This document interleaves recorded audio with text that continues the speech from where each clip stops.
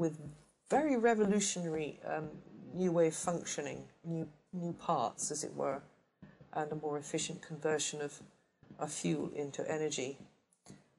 Or at least the potential for that is there. So this can-do mechanic will be dealing with the devil in the detail over this period. Now, as I said, the protective vibration of Jupiter will be working behind the scenes, but then Jupiter enters his first house. That's his rising sign on March the 25th this year. And once it's there, it will increase his chances of success both at home and abroad over the succeeding 13 months. But he must avoid taking on too much, flying too close to the sun, not for his own self-aggrandizement, but because he wants to put himself and his humanitarian values and visions out into the world and make them work in practical ways. When Uranus enters his financial sector from March, this is going to help him to boldly make changes, take command, initiate new concepts there, which will affect the personal security of his nearest and dearest in some way. When Uranus enters his financial sector from March, the world at large will be scrutinizing him for his talents and skills and his ability to follow through with ideas. In March and April, he's going to be working very hard to start bringing the changes which will affect everybody's pockets, which affect business and financial institutions and property markets, introducing new strategies there. And some people are going to be taken aback, not least of all members of his party, advisors and colleagues. I think he's going to raise a few eyebrows. During the March-April period, it's certain that he will meet resistance, particularly before the 25th. After the 25th of the month of March, then he gets this more expansive, protective influence of Jupiter. It is a planet of good luck. It's a beneficial energy, and so during that 13 months there, it should be just giving him a little sprinkle of fairy dust on whatever he does. Now, Pluto is opposing Venus and will do for 2 years in Barack Obama's chart. Pluto is about politics, it's about powerful forces, big corporations, it's evolutionary, generational. And Venus is the balancer and the harmonizer, the mediator, the negotiator, and in Obama's case, the protector of the children, the underdog, the underprivileged, the ordinary working people. So this is him learning how to get on with others in the hierarchy and those buried deep in the woodwork of the corridors of power. This is him winkling them out.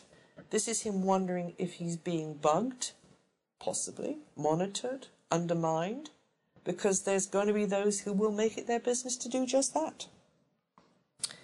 He may object to too much prying into his personal life. He won't appreciate it.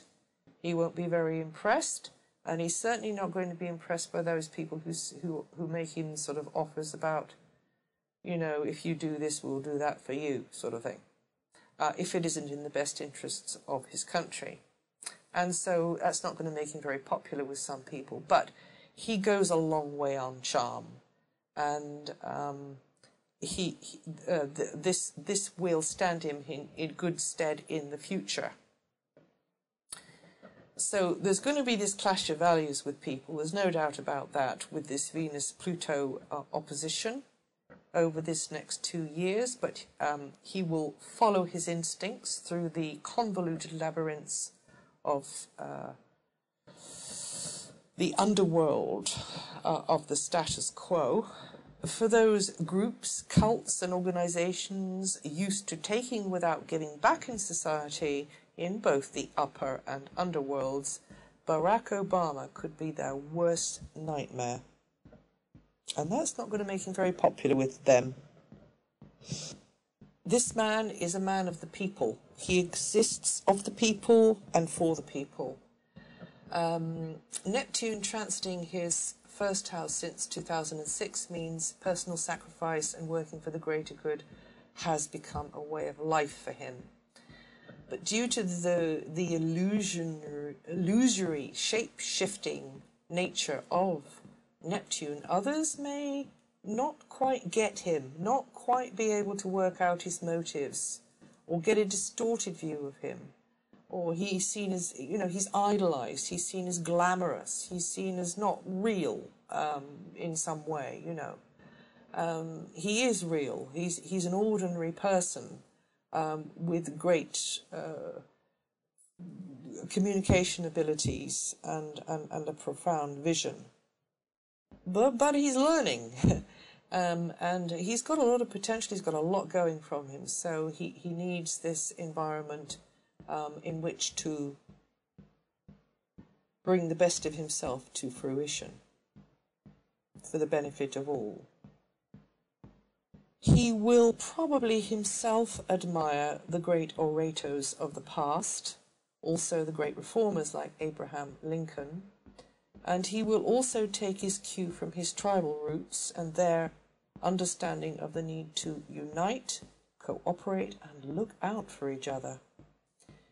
Barack Obama, for all his optimism, measures his words carefully and thinks deeply and responsibly about things from the look of his chart.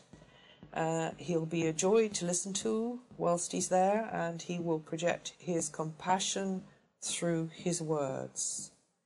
He's stylish, commanding, and at ease with the big stage and the spotlight, but there'll be no resting on his laurels, because he's a grafter. He's a real hard worker, this man.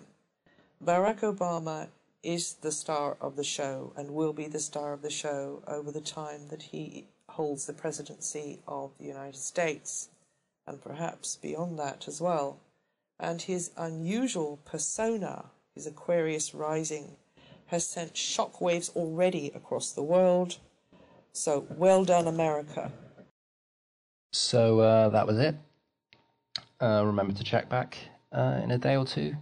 The interview section, if you'd like it delivered straight to you, just hit the subscribe button and it'll pop up in 24 to 48 hours. Thanks.